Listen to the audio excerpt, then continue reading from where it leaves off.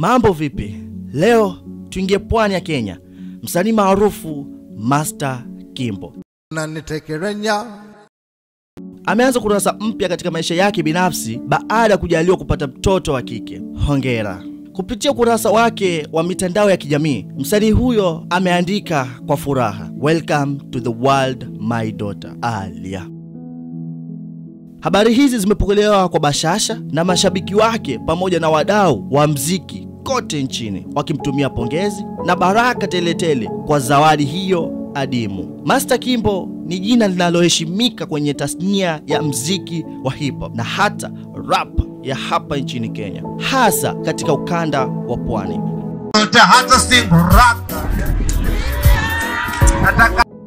Ametambulika kwa ubunifu wake na midundo ya kipekee, huku kibao chake maarufu English Gold kikiendelea kufanya vizuri katika majukwaa ya muziki hata baada ya miaka kadhaa tangu kutolewa kwake.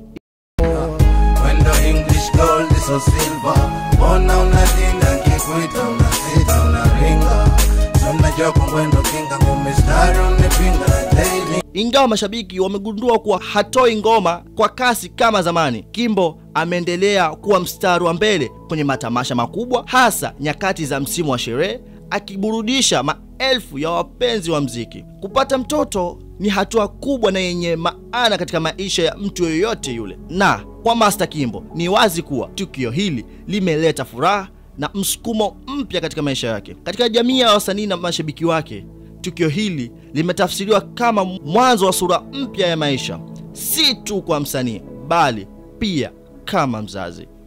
Katika hali ya utu na upendo, tunamuombea mtoto Master Kimbo Alia awe na maisha marefu yenye afya, hekima na hata mafanikio. Tunatumai kuwa atakuwa baraka si tu kwa familia yao bali pia kwa jamii nzima. Kwa sasa mashabiki wanasubiri kuona ni namna gani tukio hili litamchochea Kimbo kuja na kazi mpya zenye maudhui ya kina zaidi, yakichora taswira ya maisha yake mapya kama baba. Napasuka kwa kifora, sit barefoot bila chapali haundula. Jina langu ni Captain Omi na hii basi ni hashtag ya leo. Usikose kusikiliza hashtag ya leo.